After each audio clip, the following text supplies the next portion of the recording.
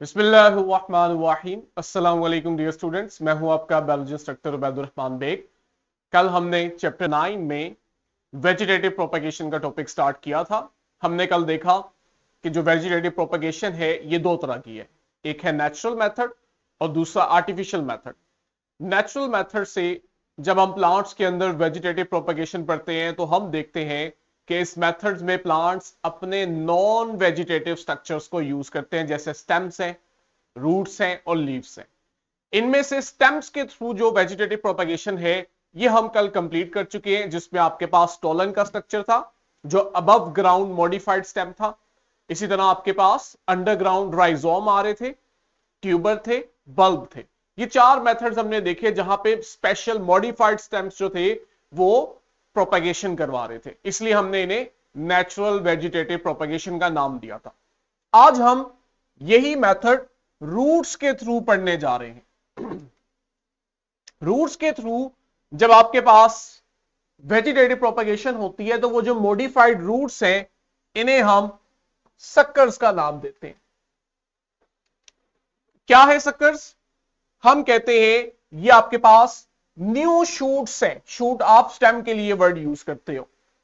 New shoots हैं जो कि पेरेंट प्लांट के रूट सिस्टम से बनी है। ठीक है, जो पेरेंट प्लांट है इसके रूट से कुछ नई शूट्स बनती हैं, नए स्टेम्स बनते हैं, जिन्हें आप सक्कर बोलते हो। चूंकि ये रूट से ओरिजिनेट हो रहे होते हैं इसलिए हम इस मेथड को प्रोपेगेशन थ्रू रूट कहते हैं। एग्जाम्पल आपके पास रोजेस और रेस्पबेरी की है जो ये मेथड यूज करते हैं। अब ये जो शूट्स प्रोड्यूस हुए हैं, कहते हैं हम इन शूट्स को पेरेंट प्लांट से सेपरेट कर सकते हैं, अलहदा कर सकते हैं, और अगर आप इन्हें अलग से ग्रो करवाओ तो ये इंडिपेंडेंटली ग्रो करते हैं और नए प्लांट्स बना देते हैं। तो ये आपके पास प्रोपेगेशन थ्रू रूट्स। नेचुरली अगर हम अपने एनवायरनमेंट में देखें तो आपने जरा गौर करना है कि असल में ना इतना हिस्सा होता है जो ओरिजिनल प्लांट का होता है, ये वाला, लेकिन थोड़े से डिस्टेंस पे हम देखते हैं हमें हट के एक और स्टेम निकला हुआ नजर आता है। ठीक है, मेन स्टेम यहां से निकला हुआ है जहां उसकी आगे ब्रांचेस हैं और वो तना बना रहे हैं, पौधा बना रहे हैं। लेकिन अक्सर हमें देखने को मिलता है कि मिट्टी में से ना थोड़े से डिस्टेंस पे एक और स्टेम निकला होता है। तो असल में ये सक्कर होता है जो कि रूट से निकलता है, और अंडरग्राउंड ये कुछ इस तरह का होता है। हमें ऊपर से सिर्फ इतना हिस्सा निकला हुआ नजर आ रहा होता है। ये देखें, ये आपके पास नर्सरी के अंदर इस तरह के बहुत सारे बेबी प्लांट्स जो है वो ग्रो करवाए गए हैं सक्कर्स के थ्रू, रूट्स के थ्रू। ठीक है, अगला हमारा मेथड है प्रोपेगेशन थ्रू लीव्स। यहां क्या होता है कि नए प्लांट्स कुदरती तौर पे पेरेंट प्लांट के लीव से ग्रो करते हैं, इसलिए हम इसे लीफ प्रोपेगेशन कहते हैं। और ये एसेक्सुअल रिप्रोडक्शन की ही एग्जांपल है, क्योंकि एक ही प्लांट इसमें इन्वॉल्व होता है। हां, ये चीज आपके लिए जरूर हैरानगी की है कि आपके पास जो पेरेंट प्लांट है उसके लीव से ये डायरेक्टली ग्रो करते हैं, यहां आपके पास रूट या स्टेम्स जो है वो इन्वॉल्व नहीं होते। एग्जाम्पल के तौर पे हमारे पास सकुलेंट प्लांट्स जो हैं उनमें लीफ के थ्रू प्रोपेगेशन होती है। एग्जाम्पल सकुलेंट प्लांट्स में से भी आगे अगर हम स्पेसिफिक एग्जाम्पल की बात करें तो हमारे पास ब्रायोफाइलम है जो कि एक बड़ी फैमिली है, जीनस है क्लैंकी, उसका मेंबर है। कहते हैं इनमें आप देखते हो कि ब्रायोफाइलम के जो लीव्स है ना, पत्ते, इनके किनारों पे, एजेस पे छोटे छोटे नए प्लांट्स बनना शुरू होते हैं, जिन्हें वो कह रहा है प्लांटलेट्स। ठीक है, अगर मैं आपको डायग्राम में दिखाऊं, ये देखो, ये आपके पास जो डायग्राम है इसमें ये छोटे छोटे आपको आउटग्रोथ नजर आ रही हैं, ये असल में ब्रायोफाइलम के लीफ से कुछ आउटग्रोथ्स बन रही है। और यहां आपके पास एक और डायग्राम है। ठीक हो गया, इसकी बात कर रहा है। कहते हैं ये जो प्लांटलेट्स है ना, ये क्या होता है जब ग्रो करते हैं, शुरू में ये लीफ के साथ अटैच होते हैं, लेकिन जब ये ग्रो करते हैं तो हम देखते हैं ये अपने पेरेंट लीफ से अलग होते हैं और नीचे ग्राउंड पे गिर जाते हैं। जब ये ग्राउंड पे गिरते हैं तो ये सॉइल के साथ इन कांटेक्ट आते हैं, तो हम देखते हैं ये अपनी रूट्स बना लेते हैं और इस तरह से ये ग्रो करते हैं एक कंप्लीट इंडिपेंडेंट प्लांट के अंदर। चूंकि ये इनिशियल स्ट्रक्चर पेरेंट प्लांट के लीफ पे बना, इसलिए हमने इसे नाम दिया प्रोपेगेशन थ्रू लीफ। अगर आप लीफ पे देखो तो आपको जगह जगह छोटे छोटे बर्ड्स मिलते हैं, यही वो बर्ड्स हैं जो बाद में ग्रो करते हैं न्यू प्लांटलेट में। प्लांटलेट कहते हैं बेबी प्लांट को। ये तो था हमारा नेचुरल वेजिटेटिव प्रोपेगेशन का मेथड। अब जरा हम देखते हैं कि आर्टिफिशियली जब ह्यूमंस अपनी मर्जी से ये काम करते हैं तो क्या क्या मेथड्स हैं और हमारे इसके पीछे मकासद क्या हैं। पहले तो हम इसको डिफाइन करेंगे। आर्टिफिशियल प्रोपेगेशन हम कहते हैं ये प्लांट रिप्रोडक्शन का वो मेथड है जिसमें ह्यूमंस इन्वॉल्व है, that is facilitated bye humans. इसमें हम क्या करते हैं कि हम जो ऑफस्प्रिंग बना रहे होते हैं ना, इस आर्टिफिशियल मेथड का मकसद ही ये होता है कि असल में ना हमें पेरेंट प्लांट की कुछ खुसूसियात पसंद आई होती हैं, तो हम चाहते हैं कि ये जो पेरेंट प्लांट है ना एग्जैक्ट इसी तरह के और प्लांट्स प्रोड्यूस हो। तो आर्टिफिशियल वेजिटेटिव प्रोपेगेशन का मकसद इस पेरेंट प्लांट्स के जैसे identical, genetically identical offspring produce हो। ठीक है, जब जेनेटिक सेम होगी ना तो ऑब्वियस सी बात है कि जो कैरेक्टरिस्टिक्स हैं जैसे फ्लावर है, फ्रूट्स है, ग्रोथ है, वेजिटेबल है, ये तमाम कैरेक्टरिस्टिक्स भी ऑफस्प्रिंग की अपने पेरेंट जैसी होगी। चूंकि एसेक्सुअल मेथड है, एसेक्सुअल मेथड में हमेशा जो ऑफस्प्रिंग्स होते हैं ये जेनेटिकली सिमिलर होते हैं अपने पेरेंट्स के। मकासद क्या है, हमें इसकी जरूरत कहां पड़ती है, कहते हैं ये मेथड उन प्लांट्स की प्रोपेगेशन के लिए चाहिए होता है जिनमें सीड्स नहीं बनते, और दूसरी बात यही जो हमने ऊपर की, जहां पे हम किसी डिजायरेबल प्लांट ट्रेड्स को रेप्लिकेट करना चाहते हैं। ये समझ रहे हो, डिजायरेबल प्लांट ट्रेड्स। अगर पेरेंट प्लांट के अंदर कुछ ऐसे ट्रेड्स हैं जो आपको पसंद है, जैसे आप समझते हो कि वो फ्रूट ज्यादा बनाएंगे, या अगर आपने डेकोरेशन के लिए देख रहे हो तो आपको उसके फ्लावर्स पसंद है, आप देखते हो कि ये जो प्लांट है इसमें फ्लावर्स जरा ज्यादा कलरफुल हैं, ज्यादा ब्राइट है, हम ऐसे प्लांट्स ज्यादा बनाना चाहते हैं, तो तब फिर हम आते हैं आर्टिफिशियल वेजिटेटिव प्रोपेगेशन पे। इसके कुछ मेथड्स हैं जैसे stem cutting, grafting, layering, tissue culture. इनमें से ना हमारी बुक में जो नया करिकुलम है इसमें जो एसएलओ है वो लेयरिंग को डिस्कस नहीं करता, वो सिर्फ स्टेम कटिंग और ग्राफ्टिंग को करता है, जो कि मौजूदा एसएलओ हम पढ़ रहे हैं। आगे एसएलओ आएगा जिसमें हम टिश्यू कल्चर को भी करेंगे। लेयरिंग में आपको वैसे ही बता दूंगा, उसमें कुछ मुश्किल नहीं है। कहते हैं आपके पास ये जो प्रोसेस है ना, ये असल में अगर हम माजी में जाके देखें कि ये आर्टिफिशियल वेजिटेटिव प्रोपेगेशन जो इंसानों ने खुद से ये तरीका इजाद किया, तो ये किन लोगों ने किया होगा, ये असल में गार्डनर्स थे। ऑब्वियस बात है कि उनका पेशा ही ये था, दरख्तों के साथ काम करना। हॉर्टिकल्चरिस्ट थे जो बागबानी किया करते थे, डेकोरेशन का काम। एग्रीकल्चरिस्ट थे जिन्हें प्लांट्स चाहिए थे फ्रूट्स के लिए और वेजिटेबल्स के लिए। ये असल में वो पेशावर लोग थे जिन्होंने ये आर्टिफिशियल मेथड बनाया था, जिसमें ये क्या किया करते थे, न्यू प्लांट्स बनाते थे लेकिन कंट्रोल कंडीशन में, यानी कि कंडीशंस ये डिसाइड करते थे कि हमने किस माहौल में, किस कंडीशन में ये प्लांट बनाने हैं, कितना उन्हें लाइट एक्सपोजर देना है, कितना पानी देना है। तो इस तरह से हम कहते थे कि ये उनकी कंडीशंस को, एनवायरमेंटल कंडीशंस को कंट्रोल करते थे, तब जाके वो इनसे न्यू प्लांट्स बनाया करते थे। हम अपने एसएलओ के अकॉर्डिंग यहां पे दो मेथड डिस्कस करेंगे, stem cutting and grafting. Simple है, कुछ मुश्किल नहीं है।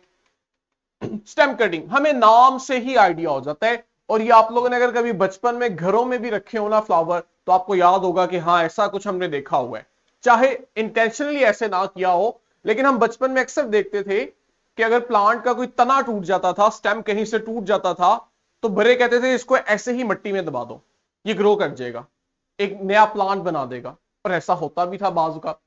तो वो जो असल में मेथड है, अगर वो तना हादसाती तौर पर नहीं टूटा, आपने खुद काटा है और उसको इस तरह मिट्टी में लगा दिया है ताकि ये ग्रो करे, यही आपके पास स्टेम कटिंग है। और ऑब्वियस सी बात है कि आप अक्सर अगर अपने कभी स्कूल्स के अंदर, कॉलेजेस के अंदर माली को देखो ना, तो माली ये काम करता हुआ हमें नजर आता है।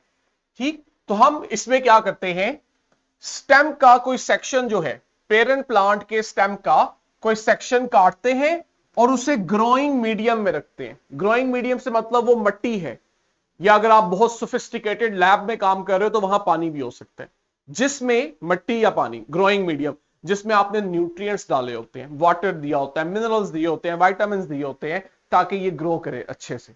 तो वो जो मीडियम है, हम अपनी मर्जी के किसी भी प्लांट का एक स्टेम का पोर्शन काटते हैं और उस मीडियम में रख देते हैं। लेकिन कहते हैं अब जब आप स्टेम काटने लगे हो तो ऐसा नहीं होना चाहिए कि आपका जहां से रैंडमली दिल किया आपने काट लिया, ठीक, या आपके पास छोटी लेंथ है, बड़ी लेंथ है, आप इसका ख्याल न रखो। आपने स्टेम काटते वक्त जिस चीज का ख्याल रखना है कि उसमें कम से कम ना एक नोड होना चाहिए। अब अगर कल का लेक्चर याद हो, हमने नोड के लिए बड का वर्ड भी यूज किया था, पोटैटो ट्यूबर में हमने आई का वर्ड भी यूज किया था। मैंने आपको बताया था कि ये बड नॉट आई, ये वो जगह हैं, वो पॉइंट्स हैं जहां प्लांट्स के अंदर मेरिस्टेमेटिक सेल्स या मेरिस्टेमेटिक टिश्यूज होते हैं। और मेरिस्टेमेटिक सेल्स और टिश्यूज जो है, इनमें रिप्रोड्यूस करने की, डिवाइड करने की एबिलिटी बहुत ज्यादा होती है। तो जहां भी प्लांट में ग्रोथ हो रही होती है वहां ये शामिल होते हैं। तो नोड के अंदर है मेरिस्टेमेटिक टिश्यू। कहते हैं जब आप स्टेम काटो तो कोशिश करो एक नोड लाजमी हो, और उस नोड को जब आप मिट्टी में दबाते हो तो असल में यही वो नोड होता है जहां से उसकी रूट्स निकलेंगी। अगर रूट्स नहीं निकलेगी तो स्टेम ग्रो नहीं करेगा, प्लांट नहीं बनेगा, क्योंकि रूट्स ने ही उसको फाइनली वाटर और मिनरल्स अब्सॉर्ब करके देने हैं। तो रूट फॉर्मेशन बड़ी जरूरी है, और वो होनी है उस पॉइंट से जहां मेरिस्टेमेटिक टिश्यू है, और वो पॉइंट हमारे पास आ जाता है नोड का। तो हमने इस चीज का ख्याल रखना है, कम से कम एक नोड तो जरूर होना चाहिए। मेथड हम क्या यूज करते हैं, जरा इसे भी देख लेते हैं। हम सबसे पहले जो पेरेंट प्लांट यूज करते हैं, सिलेक्ट करते हैं, हम इस चीज को मेक श्योर करते हैं कि ये हेल्दी हो, डिजीज फ्री हो। ये ना हो कि किसी बीमार प्लांट का स्टेम आप उठा लो, उसका तो फायदा ही कोई नहीं है, ठीक है। और इस चीज का हम ख्याल रखते हैं कि वो जो हमने स्टेम का पीस काटा है ना, उसमें पत्ते हों। अगर पत्ते नहीं है तो कम से कम लीफ बर्ड्स हों। देखा, बर्ड का वर्ड आ गया, ये वही बर्ड है जहां पे नोड होते हैं। तो आपने स्टेम को काटते वक्त जहां इस चीज का ख्याल रखा कि एक नोड ऐसा हो जिससे हमने रूट्स ग्रो करवानी है, वहीं आपने यह भी ख्याल रखना है कि उसके ऊपर यूजुअली सेवरल लीव्स हो, कई पत्ते लगे होने चाहिए। अगर पत्ते नहीं है तो एटलीस्ट लीफ बर्ड्स हो, जहां से हमें पता हो कि इसे नशोनुमा मिले, ग्रोथ करेगा तो यहां पे लीव्स बना देगा, ठीक है। अब ये देखो, हमें चूंकि बड चाहिए, नोड चाहिए, तो कहते हैं स्टेम को जब भी काटोगे नोड के नीचे से काटना, ऊपर ना काटना, ताकि हमारा जो कटा हुआ हिस्सा है उसमें नोड आए। मैं आपको पहले जरा दिखा भी देता हूं कि ये किस तरह का आपको नजर आता है। ये तो एक स्कीमेटिक डायग्राम है, लेकिन ये देखो, ये आपके पास असल में लीफ बर्ड्स हैं, देख रहे हो। जब आपने ग्रो कर लिया है तो वो ग्रो कर रहे हैं। यहां आपके पास कहीं ना कहीं नोड्स होंगे, ऐसा ही कोई नोड होगा जिसे आप मिट्टी के नीचे दबाओगे। अगर इस स्टेम को हम नीचे कंटिन्यू करें तो इसके नीचे यहां कहीं नोड होगा। असल में ये वो नोड होगा आपने जिसके नीचे से स्टेम को काटा था। देख रहे हो, स्टेम इसके नीचे कंटिन्यू कर रहा है। हमने इस नोड के नीचे से स्टेम को काटा और फिर इस नोड को मिट्टी में दबाया ताकि यहां से रूट्स ग्रो कर सके, और अल्टीमेटली ऊपर मौजूद जो लीफ बड थे, जब रूट्स ग्रो कर गई तो इनमें लीफ बने और फर्दर जो है वो प्लांट बन गया, ठीक है। एक स्टेम से पूरा प्लांट बन गया। कहते हैं कटिंग जो है, वो जो आपने स्टेम काटा है नोड के नीचे से, इसे फिर आपने ना एक सूटेबल, मुनासिब, मौजू ग्रोइंग मीडियम में रखना है। ग्रोइंग मीडियम वो होता है जिसमें उसको न्यूट्रिएंट्स मिलेंगे। हमारे केस में ये पानी भी है और मिट्टी भी है। और कहते हैं आपने इस चीज को श्योर करना है कि उसके जो आपके स्टेम के अंदर नोड है वो मीडियम के साथ इनकनेक्ट हो, इनकंटेक्ट हो, यानी कि वो मीडियम से ऊपर नहीं होना चाहिए, वो मीडियम के साथ अटैच हो, उसके लेवल पर हो या दबा हो, ताकि वहां से रूट्स ग्रो कर सकें। और फिर हम इसे वो तमाम कंडीशन, अप्रोप्रिएट कंडीशन प्रोवाइड करते हैं जो इसे चाहिए होती है। जैसे मॉइस्चर चाहिए, पानी प्रोवाइड करते हैं, टेम्परेचर चाहिए, वार्मथ चाहिए, इनडायरेक्ट लाइट देते हैं, कहते हैं जब तक रूट्स डेवलप ना कर जाए, ठीक है। स्टार्ट के अंदर आप उन्हें बहुत ज्यादा लाइट एक्सपोजर भी नहीं दे रहे होते कि कहीं उसको लाइट की वजह से डैमेज ना हो जाए। कहते हैं एक दफा जब आपकी रूट्स डेवलप हो जाती हैं, अब ये जो आपका नया प्लांट है ना, ये अब इस काबिल है कि आप इसे चाहे किसी बड़े पॉट के अंदर या अपने गार्डन की मिट्टी के अंदर उगा लो। इसका मतलब क्या है? इसका मतलब यह है कि शुरू में आप उसकी ग्रोथ को मैक्सिमम करने के लिए, श्योर करने के लिए आप एक अलग सी जगह पे उसे ग्रो करते हो, जहां पे आपने अपना ग्रोइंग मीडियम रखा होता है। जब आप देखते हो रूट्स बनना शुरू हो गई हैं, तब आप उसे उठा के किसी बड़े गमले में, पॉट में या अपने गार्डन के अंदर फिट कर देते हो, ताकि इसके सर्वाइवल चांसेस अब ज्यादा हो गए रूट्स फॉर्मेशन की वजह से। ये आपके पास कटिंग था, सिंपल है। ग्राफ्टिंग क्या है जी? ग्राफ्टिंग को हम अंडरस्टैंड करते हैं। ग्राफ्टिंग का वैसे मतलब भी पेबंद लगाना होता है। ग्राफ्ट करना, दो चीजों को जोड़ देना, पेबंद लगाना। जैसे कपड़ा कहीं से फट जाता है, आप छोटी सी कपड़े का पीस रख के वो फटे हुए हिस्से पे ग्राफ्ट कर देते हो, उससे पेबंद करते हो। यहां भी कुछ ऐसे ही हो रहा है। हम यहां क्या कर रहे हैं, दो प्लांट्स के टिश्यूज को आपस में जोड़ते हैं। और जब आप दो प्लांट्स के टिश्यूज को जोड़ देते हो और वो ग्रो करते हैं, तो वो फिर as a single plant grow करते हैं। शुरू में हमने आधा प्लांट किसी और का लिया था, आधा प्लांट किसी और का लिया था, लेकिन जब ग्राफ्ट कर दिया, मिला दिया, अब जब इसकी जब नशोनुमा हुई है, तो इसको आप as a single plant consider करते हो। ये आपके लिए कुछ साइंटिफिक टर्म्स हैं जिन्हें आपने याद करना है। एमसीक्यूज में एग्जामिनर पूछ सकता है। जो अपर पार्ट होता है ना, ठीक है, हम अपर पार्ट फिक्स कर रहे हैं। जो आपने दो स्टेम जोड़ने हैं, दो प्लांट्स के टिश्यूज जोड़ने हैं, अपर पार्ट जो है उसे आप सियोन कहते हो, ठीक। और जो लोअर पार्ट है उसे आप रूट स्टॉक या खाली स्टॉक भी कह देते हो, क्योंकि लोअर पार्ट के साथ ही रूट्स होंगी ना, तो वो रूट स्टॉक हो गया। और अपर पार्ट सियोन। अब हम अपर पार्ट जो सिलेक्ट कर रहे हैं वो किस तरह से करते हैं, आगे देखते हैं। कहता है ये जो मेथड है ना ग्राफ्टिंग का, ये हम स्पेसिफिकली फ्रूट प्लांट्स की ग्रोथ के लिए करते हैं। क्लेम सिंपल है। एग्जांपल आपके पास वो आलमंड्स की है, प्लम्स की है, चेरीज की है। लॉजिक सिंपल है कि हमें एक प्लांट अच्छा लगा है, हम देख रहे हैं उस पर फ्रूट बहुत ज्यादा ग्रो करता है, आप चाहते हो ऐसे प्लांट्स और ग्रो करें, तो आप फिर उस प्लांट का सियोन लेते हो और उसे दूसरे प्लांट के रूट स्टॉक के साथ फिक्स करते हो। मेथड क्या है जी? कहते हैं सियोन को हम, अब ये इंपॉर्टेंट है, हम सियोन को किस बेस पे सिलेक्ट करते हैं?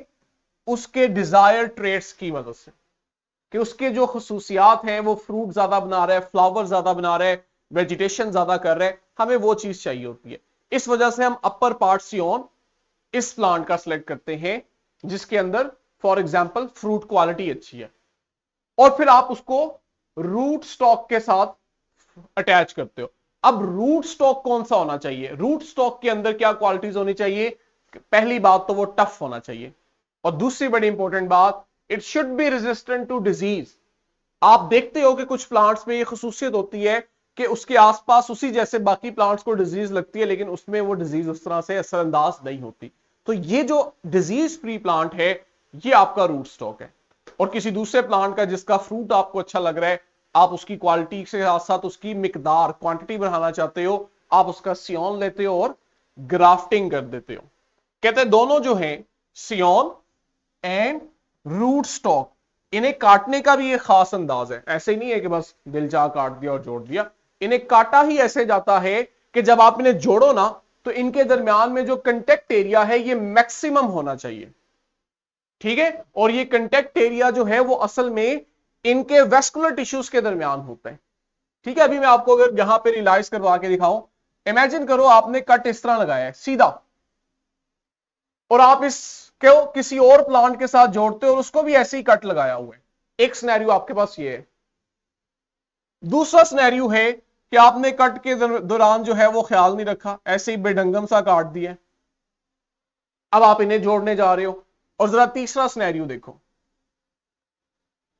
आपने दोनों प्लांट्स के सियोन और रूट स्टॉक को ऐसे काटा है कि उनमें जब आप जोड़ोगे तो एग्जैक्ट फिटिंग के चांस ज्यादा होंगे। आप देखोगे कि वो एग्जैक्ट फिट करेंगे। क्यों? क्योंकि आपने ऐसे काटा है कि उनमें कंटेक्ट पॉइंट बढ़ गए, एक की सरफेस दूसरे की सरफेस के साथ एग्जैक्ट मैच करेगी। तभी पॉसिबल होगा कि दोनों के वेस्कुलर टिश्यू जाइलम और फ्लोएम राब्ते में आएंगे। जाइलम और फ्लोएम राब्ते में आएंगे तभी तो वो जो नीचे वाला रूट स्टॉक है उसकी जाइलम से पानी ऊपर जाएगा, और ऊपर वाला जो सियोन है उसके लीफ में फोटोसिंथेसिस से बनने वाला फूड फ्लोएम के थ्रू रूट स्टॉक को मिलेगा। तो हमने इस चीज को मेक श्योर करना होता है कि हम इस तरह काटें कि इनमें कंटेक्ट एरिया जो है वो ज्यादा से ज्यादा होना चाहिए। और जब आपने काट लिया है, आप सियोन को रूट स्टॉक के ऊपर रखते हो और उन्हें अच्छे से फिट कर देते हो। पुराने जमानों में हम वैक्स लगाते थे, धागा, कपड़ा, कुछ भी बांधते थे। अभी मैं आपको दिखाऊंगा, आजकल हम प्लास्टिक की एक बकायदा उनके लिए कस्टमाइज्ड ट्यूब होती है छोटी सी, जो फिट करते हैं। ये देखिए जी। अच्छा, यहां पे देखो ज्यादा सही बेहतर वो चीज आपको नजर आ रही है जिसको मैंने उस तरह से नहीं शो कराया, कि हमने सियोन को तो ऐसे काटा तिरछा, डायगोनल, लेकिन नीचे जरा देखो रूट स्टॉक को हमने कैसा काटा है। उसके बिल्कुल सेंटर में एक चीरा लगाया है जहां पे हम इसको सियोन को फिट कर सकें। देख रहे हो? और ग्राफ्टिंग के दौरान हमने दोनों को यूनियन करके ऊपर वैक्स या कोई सीलो टेप या कुछ और लगा दिया। सीलो टेप मतलब जो शीशा टेप होती है, कुछ भी।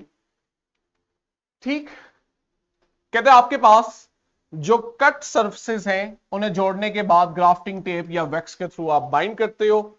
अब ये जो ग्राफ्टेड एरिया है ना, असल में इसने विद टाइम एक दूसरे के साथ जुड़ना है, तो इसको ही हमने इसकी खास तौर पे हिफाजत करनी है। कहते हैं हम इस एरिया को ना मॉइस्ट करते हैं और बचा के रखते हैं कि किसी किस्म का डैमेज ना हो, क्योंकि प्लांट यहां से सेंसिटिव है और यहां पे इनमें कनेक्शन बने, ये ग्रो करे। हम वहां पानी भी छिड़कते रहते हैं ताकि वो मॉइस्ट रहे, अनलेस या अंटिल ग्राफ्ट यूनियन जो है वो हील हो जाती है। ठीक है, जहां से आपने जोड़ा होता है वो हीलिंग हो जाती है वहां पे, और बकायदा आप देखते हो टिश्यूज जो है वो फ्यूज कर जाते हैं। कितना टाइम लगता है? कहता है इसको हफ्तों से लेकर महीनों भी लगते हैं।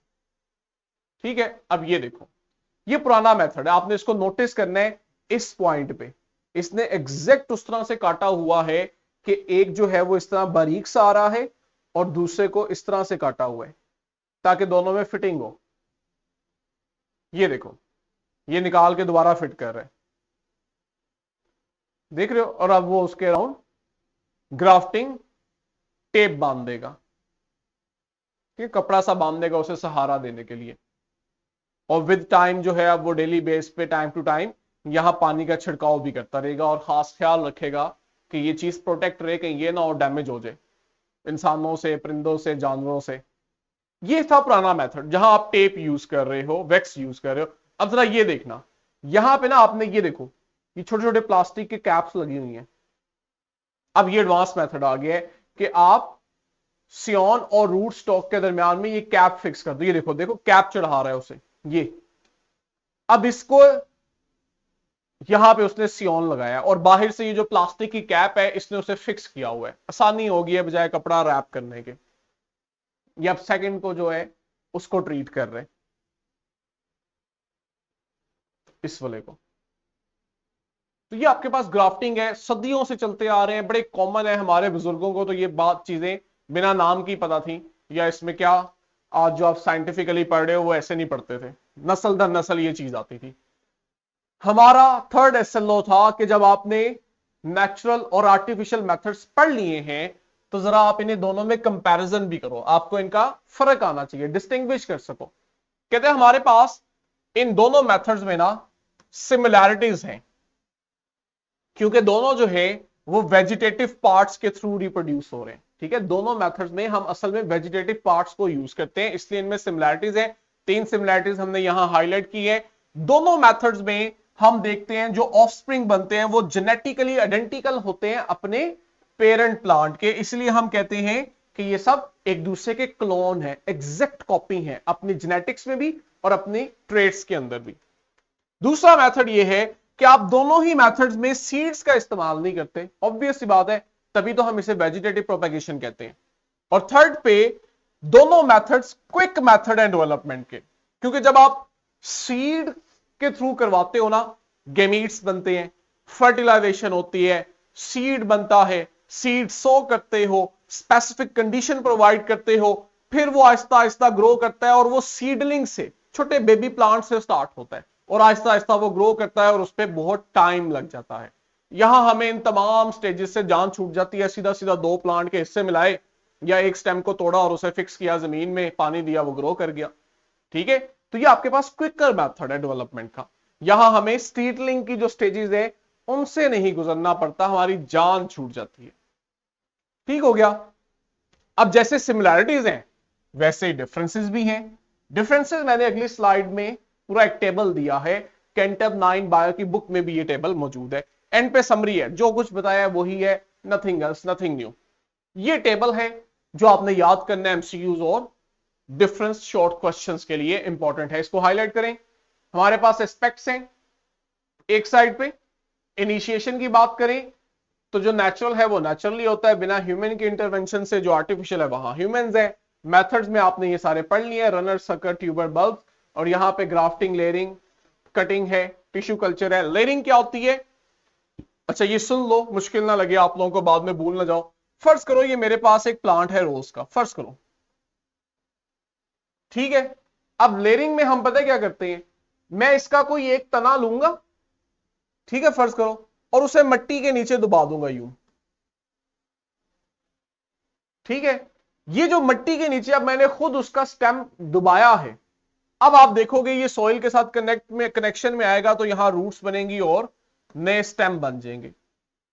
तो ये जो अब आपके पास पेरेंट प्लांट के स्टेम को मैंने खुद मिट्टी के नीचे दबाया और वहां से नए रूट्स और शूट्स निकल गए हैं, ये लेयरिंग का मेथड है। अब मैं चाहूं तो पेरेंट प्लांट के स्टेम को यहां से काटूं और इसको एक इंडिविजुअल प्लांट के तौर पे ग्रो करवा लूं।